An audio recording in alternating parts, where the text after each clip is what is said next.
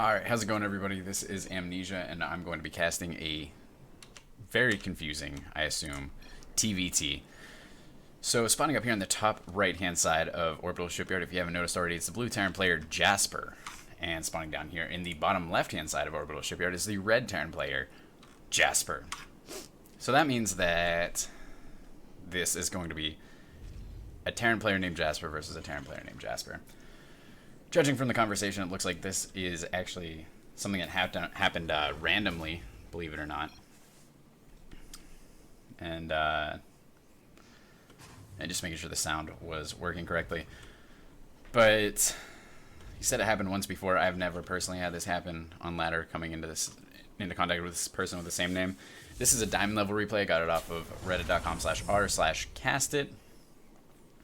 And yeah, so I guess we're just going to be calling them blue and red because otherwise it will be a little bit too confusing. So it might sound a little bit redundant, or I don't know, like just that I'm using the same term a little bit too much. But that's because I really don't have any options as far as that goes. So we see a full wall off here, double barracks coming up for blue Jasper. Or blue J, I guess we can call him. And we actually see a worker lead from him as well. So possibly, looks like red Jasper going to be saving up to take his expansion a little bit quicker. We should see him go out there pretty soon. These diamond level replays obviously not quite as action packed as grandmaster level replays that I usually cast, but we'll see. Hopefully it's not too slow, and we'll have a little bit more time to go over what these guys are doing.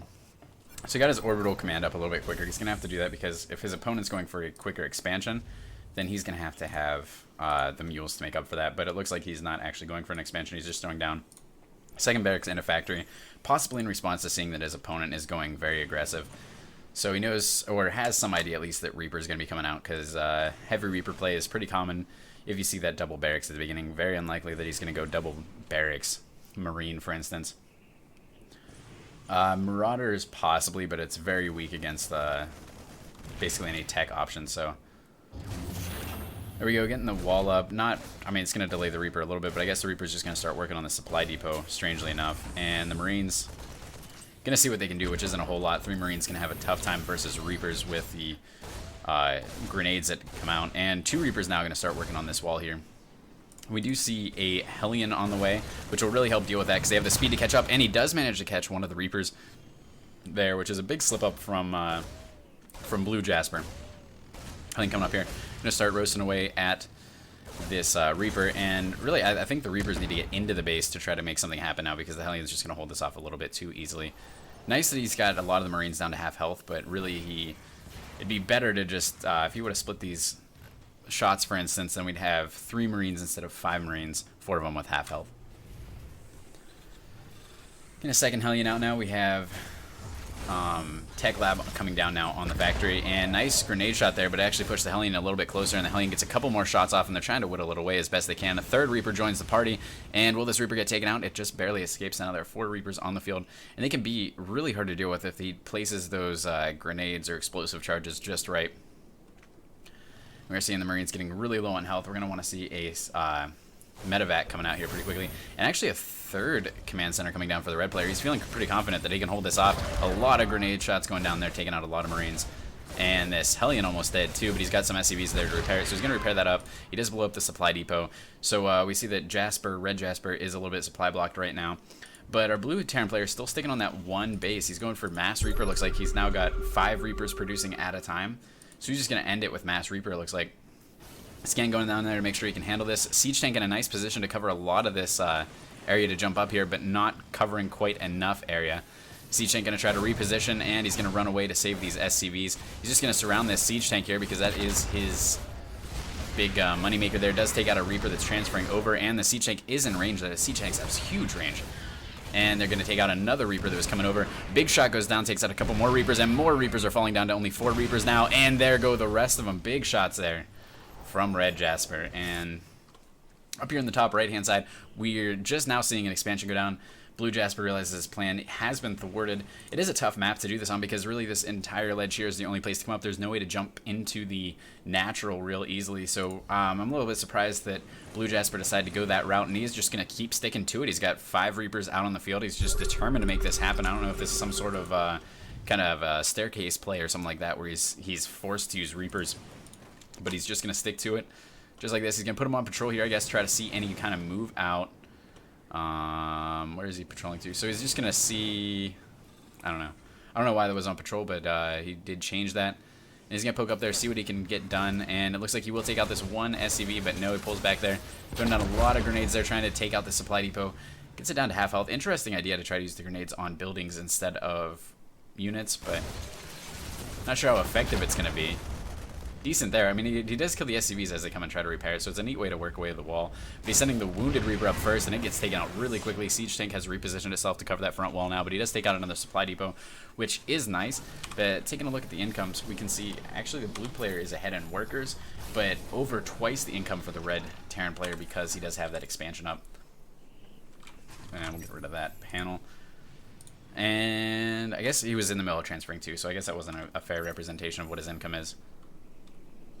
Even still, though, not a whole lot going on in the income tab. A lot of mules, though, for the red Terran player right now.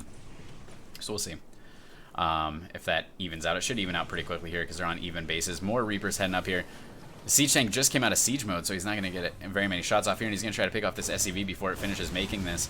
And there we go, moving all the Reapers up. He loses 1, 2. 2 are taken out. Takes out a couple of Marines in exchange for that 1 Reaper, but still mass Reaper again. This is really strange. I wonder how often this actually works. Getting a missile turret down in his base to try to defend against any drops or Banshee follow-ups. Banshee's really, really common in TvT at about this juncture here. And still mass Reapers. 1 Reaper gets taken out. They're so fragile that as soon as those tanks take 1 shot at them, they're all extremely wounded and have to pull back. It's nice that they heal themselves so he doesn't have to worry about medevacs. But I don't know. Producing 7 Reapers at a time, I guess he's just going to try to win this with better macro and better production. But at this level of play, I mean, they're at Diamond League, so really the red Terran player should have pretty decent macro himself, even getting up a better, more well-rounded composition. And that's going to send the blue Terran player back home for now. Stim is about to finish here for the red Terran player, which means that he's going to be able to push out a lot more effectively because he's going to be able to chase down those Reapers with his bio. He doesn't have concussive shells, so he's not going to slow them down or anything, but he's only got 1 Marauder, so concussive shells would really be a strange investment. I'm not even sure that Marauder was on purpose.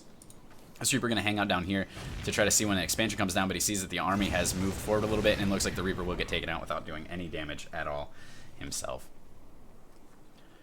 Reaper's moving into position here. They're just going to try to slow the assault. It looks like they're going to try to focus right outside of here. Ooh, we see. Okay, that's just 1 Marine. I think that was a misclick. And running up there, throwing a lot of the grenades down.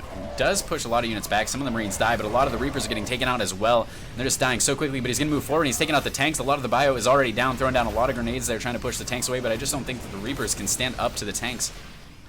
They do...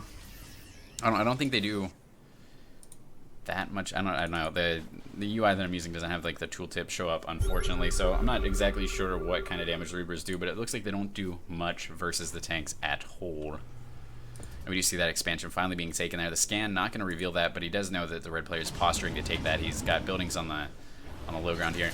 Ooh, and nothing that shoots up, so he's just going to have to race these medevacs home. And there we go. He's just on move command following these guys across the map, and since he can cliff jump, he's going to be able to follow them quite effectively, but I don't know. I think as soon as the medevacs boost, I guess the Reapers can keep up pretty well with that. There they are. They are chasing him. He's got a couple of Reapers there waiting to head these units off. These are a lot of Reapers. I really think it's a bad idea to unload these because they're going to be able to be picked off as they're dropping off. The tanks might do okay for a little bit, but with all the grenades and everything, I really just think this is a bad idea to try to unload this right now. This Mass Reaper strategy, surprisingly effective. I mean, 1 Banshee would shut this down hardcore, but it looks like Blue Terran player not seeing that opportunity right now. It is hard in game when you're used to going a build and you see something crazy like this to try to adapt to it. But it looks like Red Jasper just going to try to abuse the fact that the blue player does have to walk around a little bit, so he's just going to kind of keep him moving around, keep blue player in his own base, because as long as these medevacs are flying around, there's nothing really that the blue player can do as far as move out on the map, because as soon as he moves out, then it's going to be all these units dropped off in his own base. Oh, and he's going to try to unload them there. Poor idea. The tank even almost getting taken out. Now he's going to try to boost back up in the main. I think he should just let go this idea that he's going to make something happen with this. Because he does have his third base up, fully saturated. He's fine. He just has to make sure that he's watching where these Reapers go so that he can just move in and drop as soon as the blue player tries to move out. And we're just still seeing 8 Reapers at a time being produced by the blue player here. He's trying to win. I don't know if this is like some kind of like Smurf account or something like that where he's trying to win with some crazy strategies like Dragon used to do. He's going to scan and see the army composition that he's up against. We are seeing like a huge supply lead from the red player. I don't know, the Marauders do pretty well. I don't understand why he's not going Banshees. I don't know, Widowmines might do alright. What did I say that? Oh, nice. Doing multi-pronged drops, but a lot of Reapers already in position for this too.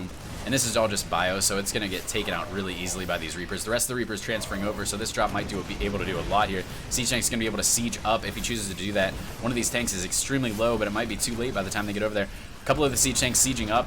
One of them's still there, but he does lift them up before they're taken out. Taking a look at resources lost, we see that both players are about even. And we do have a nice little sensor tower set up here for the red player. Oh, and just continuing to drop all over the place and knowing that his opponent is kind of just A-moving everything whenever there's a threat. There's nothing that shoots up, so the medevacs are pretty safe. I mean, this is what it feels like to drive a Warp Prism around over top of a Zerg player in the early game. You just do whatever you want, knowing they can't do much. Not so much in Legacy of the Void, because they get a lot of Zerg players get a lot of queens, or they get Hydralisk out really early, so it's not as bad. This is a really neat strategy, but kind of strange. I just really feel like any air units would just be pretty good. There's not a whole lot. I mean, you can transition and get a bunch of Marines out, I guess, but then that's going to do really well. Your tanks are going to do really well against that. We're going to see an expansion coming up here. Again, a 4th base. This is such a hard base to take. But it looks like the blue player is going to go for that same base, and he's going to be able to catch this command center as it's transferring over. I think he might want to siege up here so that he can secure this area. Please siege up. There's so many Reapers. These would all be taken out by now if these were all sieged up. And no, he's going to lose everything to these Reapers. That's absolutely insane. But this other drop over here, this is sieged up now, so he did take out quite a few Reapers, and he manages to save the siege tank, so really good play there. Taking a look at workers killed, we've got 22 workers killed by the red player, so he's doing pretty well, whittling that away. Looking at the income, though, we do still see pretty even harvester count, considering, the way that Terran works, but 50 to 60. But the income itself is still pretty even. And the Reaper's going to move across, see what they can do now. He's going to check this 4th base for the Terran player. And I'm surprised both players are going for this 4th. I feel like that's a little bit harder to defend, especially as Terran, because you just kill these rocks and you have this 4th, and it's a little bit easier. But these are going to move in here. The command center going into a planetary fortress, but it's not quite finished yet. These grenades are so powerful. He's just going to lift it up. I think he probably could have let that finish, but not wanting to risk it with all these Reapers being able to take out the SCVs as quickly as they can. This command center finally going to land here and be able to start landing, be able to start mining. So his economy will jump ahead here pretty quickly. And we have a couple of Vikings out now to try to thwart this drop play. Really good idea there from the blue player, mixing up a little bit. Instead of just Mass Reaper, throw a couple of Vikings in there to get some anti-air. And I'm surprised this is doing so well. This is really surprising to me. I didn't think this was possible to just keep, the dedication he has to just keep pumping out Reapers. And this will be the last drop. The Vikings cleaned up the medevacs there. And then these Reapers just going to fly over here. Nice multi-pronged aggression, though, from the red player. Just keeping his opponent on his toes. And he might be able to focus this down. Now he's going to take it out on the mule. But the Reapers have arrived, so he's just going to have to lift up and get out of there before the Vikings show up. And one Marauder going to try to make a final stand there. Wait, did that medevac get taken out? Oh, no. He's down there. Okay. One medevac hanging out here. Forgotten soldier. And here come the 3 Vikings. They should be able to clean that up pretty easily. Another base going up for the red player, getting a little bit desperate now. He's starting to mine out of all of his bases. The mules make these LotV's quick economy even quicker when you've got a lot of mules dropping all over the place. And the Reaper's going to come up here. We do have one SCV already repairing this this orbital planetary fortress. And there we go. All the SCVs getting over to repair it there. A lot of Reapers should fall here. These orbital commands do so much damage, and he's going to get up close there and try to take out these SCVs. And there we go, going forward, but he's really committing a lot to this. He's getting up really close, and the Thors and Bio Ball show up, and the Reapers have to evacuate. There's just no way they're going to take that out. He did manage to kill a lot of workers there, though, so now we're looking at a total of 18 workers killed by him. So he did kill quite a few. I really don't think it's worth it, though. He lost. I mean, when your whole army is Reapers, just standing up against a planetary fortress is a pretty tall order. This missile turret able to take out the dropship, so these 2 Marines just going to hang out back here until the SCVs actually come over and finish them off. And this medevac's still actually alive. The loneliest, most depressed scouting medevac of all time. So he's getting a lot of scouting information for sure, and this should be the end of it here. And 2 shots from the Vikings gonna finish that off. So sad. And a couple of forgotten SCVs here are going to get taken out by 2 Marauders that are going ahead of the pack here, and they're going to stem forward and get taken out extremely quickly by all of these Reapers. I don't know if that was a weird rally point or what, but he's going to try to make a siege tank drop happen over here now. And he's going to pull back a little bit. Just siege tanks by themselves, a little bit of a strange choice. The Marauders forgotten over here, so he's going to have a couple of Thors to back this up. Ooh, Widowmine makes a solid connection there. Blue player going to scan just to make sure there's not some crazy hidden bioforce behind this, but is this all that the red player really has? No, he's going to send his main force up here in the top left-hand side at the same time. So he just pulled the units out of position over here and takes out a few Reapers, looks like. Quite a few, actually. There's a lot of bloodstains here and here. So he took out quite a few Reapers, and in exchange, he's also able to take out this base up here. And in the end, it just looks like with these Thors out now that the Reaper's just not doing as much as they should be able to do. A lot of nice KD8 charges there going down. And he actually does manage to take out one of the Thors. And with the medevacs out, these Reapers are almost invincible. Like, this is crazy to see that if they're not just, if they don't get a ton of damage or splash damage, and they just stay alive forever. So he does manage to clean up that aggression. But he did lose his base on top of that. So he's got 4 bases now himself. He's got a Planetary Fortress defending this one. We do have 5 bases up for the red Terran player, and I really don't think with Reapers that he has any way to break this. He's got a lot of Vikings now, so he's got air superiority. He's going to be able to focus down these medevacs really easily. And what does the red Terran player have? He has this, he just keeps sending his units one by one across the map. So he's got a couple of reinforcements here, but without the SCVs to repair these Thors, I think if he brought a couple of SCVs, actually, these Thors would be just as invincible as the Reapers. And then the Reapers could, I guess, focus down the SCVs as well, but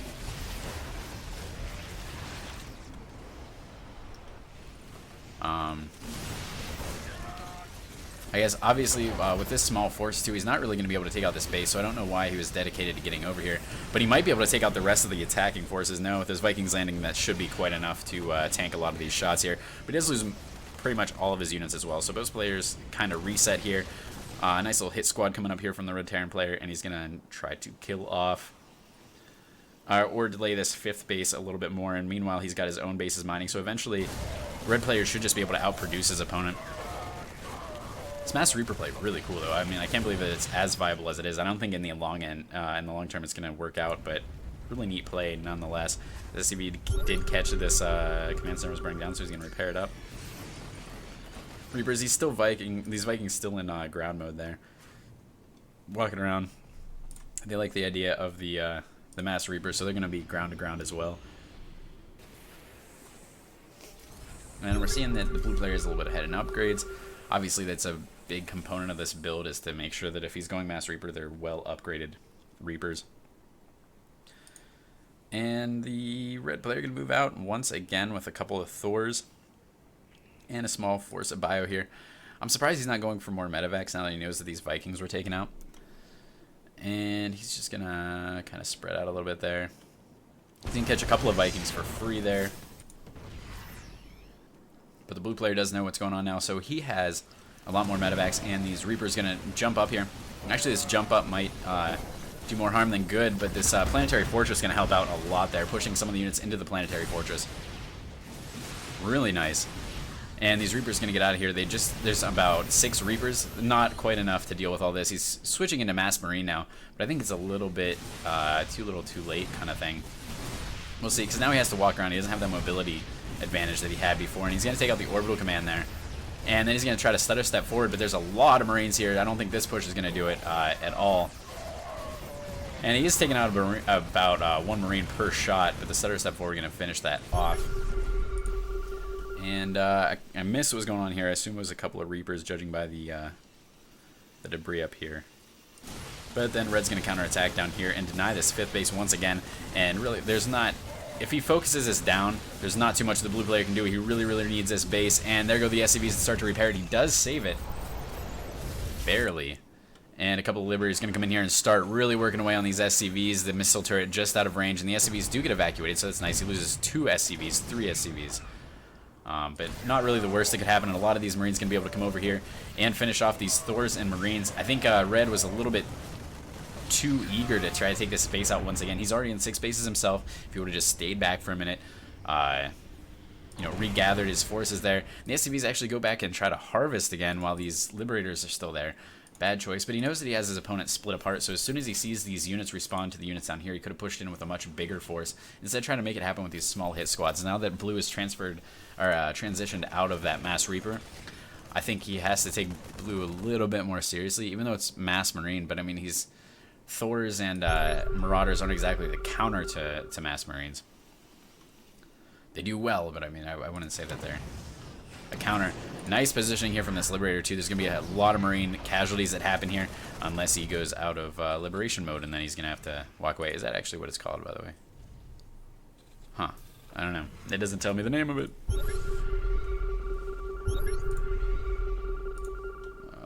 So just scanning the high yield, make sure his opponent, that he's making sure the Red hasn't taken the high yield yet, because then that would really be lights out. But he's finally taking this base down here. So I think Red kind of had the better idea as far as expansions go. So he's expanding along this whole top-hand side here, and then he's going to start expanding along the bottom. The blue player chose to take both close expansions first, but these 2 close expansions are extremely far apart from each other. I mean, at the time he did have the higher mobility, so that is a good idea, but he also didn't have the kind of army that he needed to be taking care of Red's army. But this engagement here, actually the Marines doing really well. There's a lot more medevacs out for Blue because he was able to start this earlier with that medevac, or with that Viking advantage. Few more units, and Red's just going to keep stimming one by one. I mean, Red really has had this whole problem this whole time where he just keeps throwing forces at him one by one, and I think if he would have just gathered forces, he has a stronger army composition, but he's just not letting his units get up into that scary death ball that you want to have at this point. And Blue actually going to take this gold high yield to try to catch up, and he's keeping Red distracted by moving his units around up here, while in the bottom right-hand side he's taking the high yield. He's going to mule it out really, really quickly to try to, because as soon as that's discovered, he's not going to be able to hold it, but he's hoping that he can keep Red distracted out here long enough. That's not an issue. Scan zone out from Red so that he can try to kill this siege tank, because now his siege tank has vision on Blue siege tank, and Blue does not have vision on the Red siege tank. There goes Blue's scan, but it's going to be a little bit too late. And Blue's... Wow. Actually, because the scan wore out, this siege tank lost vision on the Blue siege tank. So Blue actually managed to win that engagement. And now moving down, this is looking more and more like a Wings of Liberty or... Heart of the Swarm TvT with a slow-moving siege tanks, really strong positioning. I mean, we're not seeing a lot of the medevacs picking up siege tanks and running them around, but Blue actually coming in with an overwhelming force here. Just a lot of Marines being able to take a really strong position here. These siege tanks doing what they can in the background, but it looks like it won't be enough because Red's army just isn't clumped up enough that these siege tanks are going to be able to do enough. He doesn't have enough supporting these siege tanks, so these siege tanks are finally going to get picked off here, and that means that now the army, now he's turning into Marine Marauder, so he's going into a more standard composition. He's got units streaming across the map, just constant production, and he really is outproducing his opponent at this point in time. His money's actually a little bit higher, but I guess it's because now he's got that high yield. He just had a whole bunch of mules gathering minerals, so he's going to have a lot of minerals spiked up there, but he's also banking a lot of gas, so I think... Oh man, he's relying on this so bad right now. There's a couple of units coming across here, but it looks like Red has his rally points. He's getting a little bit flustered. His rally points are a little bit screwed up here. He's he lost this base, so that was a big linchpin here in his whole build. He's got 2 bases now, completely isolated from the rest of his main base and his army. So now Blue kind of has command and control of the entire field, and Red doesn't really have a lot that he can answer with. He's struggling to hang on right now. His opponent is ahead in economy because he's got that gold base, and he's got, because that 5th base was denied for so long, now he has all these minerals to mine out. And I think in this game, I feel like Blue was just the better player. He was using a wonky strategy at first, kind of, I don't know, just really using like a joke strategy, like, will this work?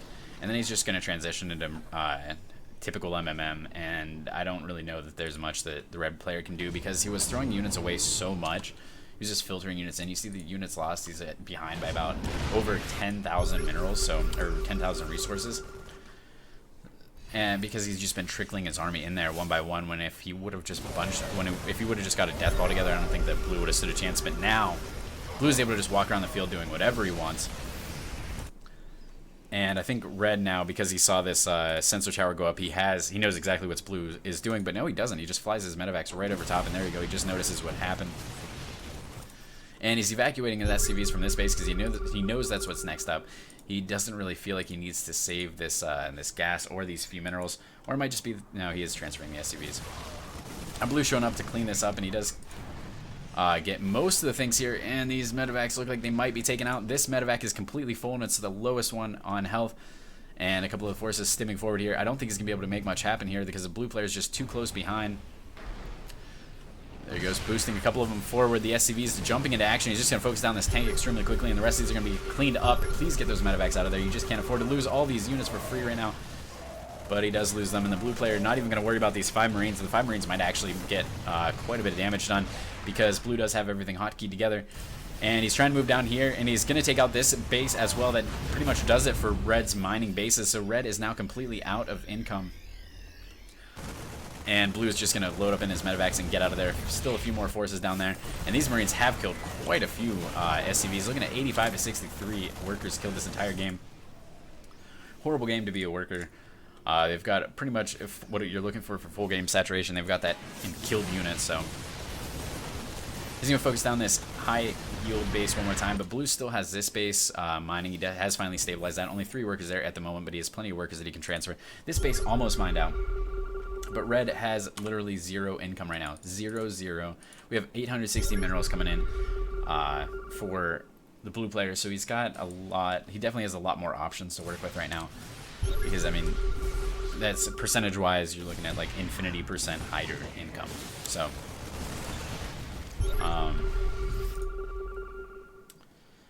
yeah, I mean, Red really has to push in here.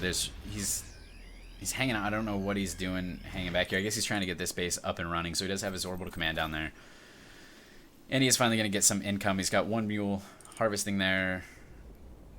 And it looks like he's going to try to move this orbital command somewhere else over here. I'm just going to assume that's coming over to one of these bases.